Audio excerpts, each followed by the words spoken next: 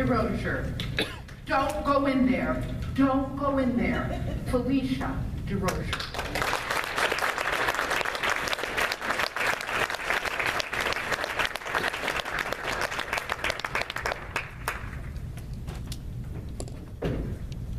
Whatever you do, don't go in there. Madam Toastmaster, fellow Toastmasters, and most welcome guest, I know that I invited you over to my house today for a wonderful brunch spread. And I know that I promised you to have a wonderful, clean abode in which to have it. But I have to warn you, you can't go in there as I narrowly escaped with my life.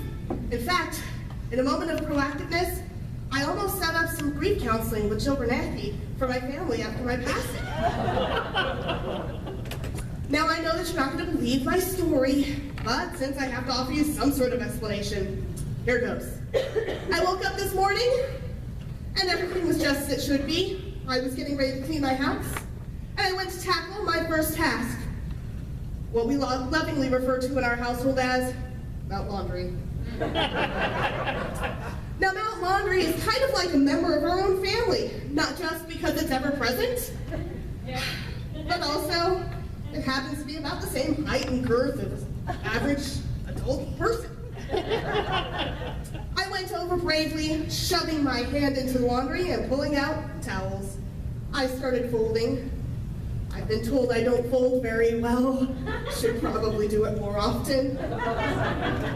As I was folding, the craziest thing started happening. The tweeds started wrapping themselves around my arms, and the linens around my legs. I was thrown back on the floor. I felt like Gulliver on the island of Lilliput. Tweeds tumbling on top of me, linens piling. It was a dog pile of clothes. I finally managed to get them all into the basket, drag them into the laundry room, shove them into the dryer, and close and lock the door. Now, don't you tell me you've never done that before. I know what you do when I'm coming to your house. But satisfied that I had taken care of the laundry problem, and a little weirded out, to be honest, I moved on to the next room, which is also one of the very important places to have clean when you have company coming over. Because whenever someone's coming over, somebody's got to use the toilet. So I went into the loo armed with the two instruments that I thought that I needed most. In one hand, a toilet plunger, and in the other hand, a toilet brush. I was prepared to do my duty. And I went in and I started brushing. Now, I'm going to spare you a lot of the wet and wild details of this, because I'm sure you don't want to know. But somehow the toilet got me in its porcelain grasp. I tried to break free, suddenly having flashbacks of being a high school freshman and trying to avoid swirlies. I was traumatized. I finally managed to get out of its cold and porcelain grasp, backing up. When it became clear that I was completely flushed, I closed that door and put a sign on it. Out of order. No one will be using my John today. Finally, I thought to myself, well, at least I have to have the dining room somewhat presentable. I went to work immediately, dusting the blinds. I pulled out my long-arm duster and started dusting. But I heard a noise. It's nothing, really. I kept dusting. But there it was again. Do you hear it? I will tell you what that noise was. The dust bunnies. They had been reproducing like rabbits behind those blinds and had decided it was time for an inopportune coup.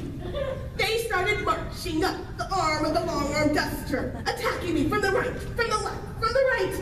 I'm allergic to dust, folks. This could have killed me.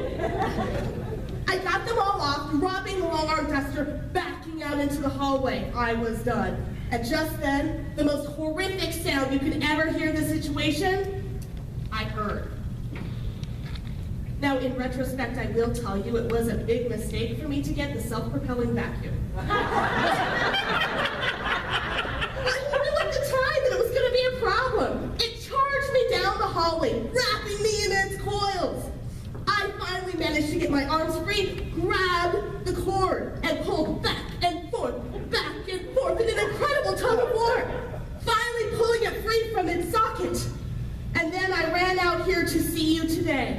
But before I left, I managed to get my credit card.